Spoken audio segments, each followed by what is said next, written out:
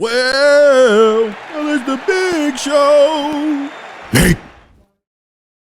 I have a list of some of my favorite black creatives, and I want to talk about why they're my favorite black creatives or creators and why I think that these people need to be considered as not just what their discipline is, but creatives and idea people. And I want to start one with Pharrell Williams.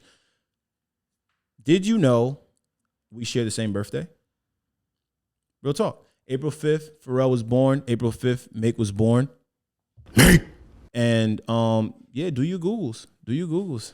Do your Googles. I mean, there's never going to be a lie in my verse, ever. No lies in my verses. No lies in my verses.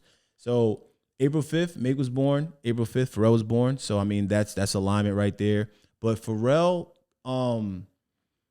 taking the talents that he's had and doing all that he's done in music and just like philanthropy and design and fashion and art and creativity is inspiring, extremely inspiring. Pharrell is a talent that I think flies so he like Pharrell is celebrated, yes, but I think he's not celebrated at the level. I don't think people understand why Pharrell is such a figure, why he's such an iconic figure, is because he was able to do things within his collective, you know what I'm saying, the NERD group, that people weren't really doing. And the fact that now he's into so many different categories, from fashion to personal care, consumer products to festival and tour life, it's amazing. And I think Pharrell definitely needs to get his flowers right now. Next on my list of creators that I really rock with, Tyler the Creator. He's elite, and like he's such an individual, right? He's such an individualistic kind of person that I think that demands the authority that he puts on himself. And like Tyler the Creator and I share a similar story. All right. We both used to work at FedEx Ground. Right. So I listened to Tyler the Creator talk about his story at FedEx Ground, and it really was like the way how he described it was the exact same experience that I had when I worked at FedEx Ground like years ago. Working at FedEx Ground, shout out to anybody that works at FedEx Ground and stays there for a while, because it's not easy to do. It's not easy to stay in the back of a truck that's loaded with boxes, and it's not easy to keep your faith that what you really want to do is possible when you're in those. It's very demoralizing being in the back of that truck, and like you're in there with people that have been doing this for 10 years, and this is kind of all they know. So Tyler was explaining his experience with it. He's like, yo, I'm in the back of this truck with this guy, and I'm like, yo, what do you want to do with your life? And the guy's like, yo, I'm so just excited to be in here, and I'm just getting my money, and like, I don't know. So Tyler goes on his rant, and at the end of the rant, he basically explains that position, having that I was a package handler. That was my title. I was a package handler at FedEx Ground. Tyler the Creator explained that having some of those jobs in those spaces, right, can help. It can really make you forget about what you're really trying to do the longer you're there. So I'm glad I got out. Glad that I was able to, keep my momentum going and doing all that I wanted to do. And yeah, shout out to Tyler the Creator. We both have that commonality. We both worked at FedEx Ground, and now we're both like extremely talented creatives and idea people. The next talent that I want to be able to address is Kirby John Raymond. Kirby John Raymond is the founder of Pyer Moss, and Pyer Moss is very, very cultural and impactful and influential fashion brand in culture right now.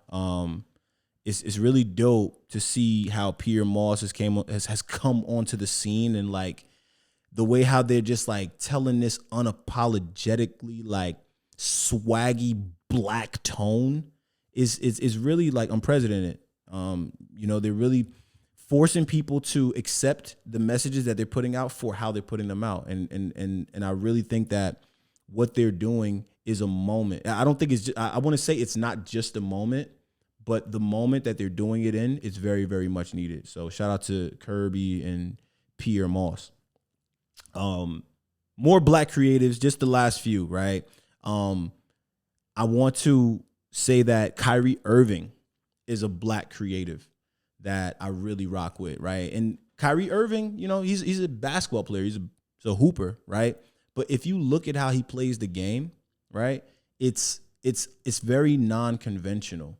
And I used to want to do this thing where I wanted to take athletes, I wanted to take their game, and I wanted to lay it over a track of music. I wanted to see what a bed of music would sound like if you tried to play to the way how Kyrie Irving played. What would that sound like if you had a symphony or an orchestra try to play the notes to Kyrie Irving's basketball like game, his skills?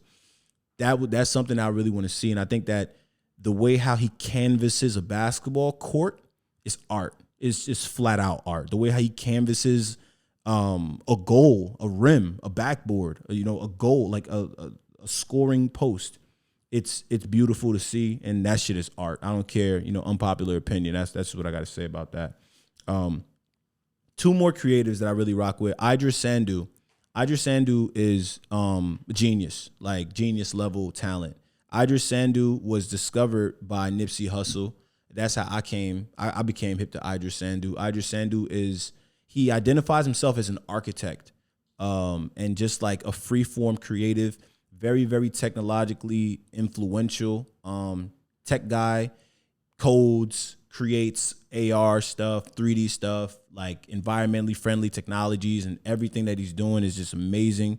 Shout out to Idris. Definitely want to be able to build with you someday and just get ideas out into the world and just be out here just residual. It's just all residual. You know what I'm saying? When the ideas are out and you're buying them, it's all residual. But two more. David Weeks and Kool Kai are doing something amazing right now. They are touring and creating a custom shoe silhouette that resembles the Jordan 1, but I think that it's like these dudes are almost like bullies, right? They're designers. They're clothing designers and creative directors, but they're very bullish into how they promote their work and how they promote what they're selling, how they promote their fashion, how they promote their clothes. It's like especially like I would say I follow the dude Kool Kai. I follow David Weeks too, but I want to tandem them together. They run two different brands. David Weeks is the founder of Reeves Paris. Kool Kai has been behind a lot of brands, Club Foreign. He also is behind the movement of support black colleges. And they have this shoe now that's called the Air Kai. And these dudes have literally like independently taken this brand to heights that I'm pretty sure haters that are on looking them are mad at what they're doing right now. These haters are probably pissed off, yo. And I really support it. It's really, really cool to see these guys doing what they're doing. So I want to show them love. And last but not least, I want to give love to, I hate to not say, the name that I'm not going to say is hating me, but I'm gonna give Virgil love, right? I'm going to give Virgil love. And I'm going to say, I have a bonus, and I'll tell you why I'm going to say Virgil before the bonus. But I watched Virgil's Louis Vuitton fall winter like fashion show on YouTube a couple nights ago, and it was put together so dope, right? Like I love those like cinematic fashion videos and how they like the concept behind them and like how they're able to weave in fashion culture, catwalk culture, just with like a dope and artistic visual format. Virgil nailed that. And I think I have some ideas for, ways that Virgil can just be even more community open, right? With how culture, Louis V, and some of the things that they do guerrilla style can come together. So shout out to them. My bonuses were Kanye West, right? Kanye West isn't on my list, but he's a bonus. You got to give Kanye West a bonus. I also want to give B Keys a bonus. B Keys is a rapper.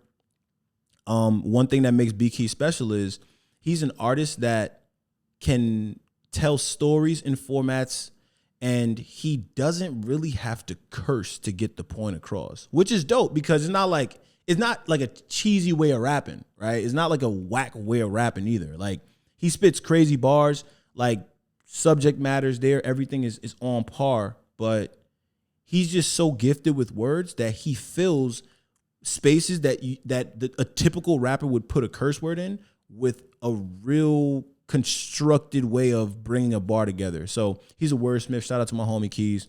He definitely made the BIG Black Idea Guy Pod. And we got one more topic. Our last topic as we go is why I'm not good at social media. All right. Although I'm a content creator, although I am in marketing, although I've helped other brands to grow, although I've been able to share ideas with influencers and creative directors that have helped lots of other brands explode, I'm not good at social media. All right. I don't think I do social media well. And I think it's a multitude of reasons, but of the many reasons why I'm not good at social media, I think it's because I'm too real. I think it's because I'm not gimmicky, right? Like, I don't really want to use social media as an escape from my reality. Social media, it should be my reality. So literally the shit that I be posting on social media, Instagram, like let's say Instagram in particular, right? I post shit on Instagram that I'm actually doing in my everyday life. And I'm not posting them in ways that would make it seem like I'm doing anything more or less than that. And if I want to live a life that I'm not living, I probably won't post it because it just doesn't feel authentic. So I struggle with that, right? I struggle with putting on fronts. I struggle with like putting on gimmicks. And I think as an ideas person, like we build these things, we build these systems, we build these platforms, we build up these ideas, and it's not really gimmicky for us to put something in front of you. It's just the way how others do it that make you side eye these things. So I don't think social media and I click in that light. So it sucks, but that's what hurts me as an idea guy on social media, is that I'm not trying to front or stunt for the gram. And that's my last point. Had a couple notes written down. Wanted to just articulate that. Want to make these videos pretty much like 20, 25 minute videos or less. And we're going to chop them up. We're going to edit them up. Once again, this is your boy Make. This is the Black Idea Guy podcast. We're trying to grow. I'm still learning my format. I'm still trying to learn and figure out how to take this show and make it into a constructed and it all comes full circle. Bring it all together. And I think in the next couple of weeks, you're going to start getting just more content. Follow us everywhere.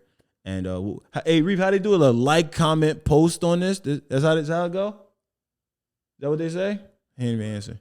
You got to like, comment, post, tag, share. Is it like another one? Subscribe. There it is. Yeah, it's all of those, right? That's how they do it. So yeah, do all that shit, right? Do all that shit and just make sure you do this. We out. I think that was cool so far. And cut.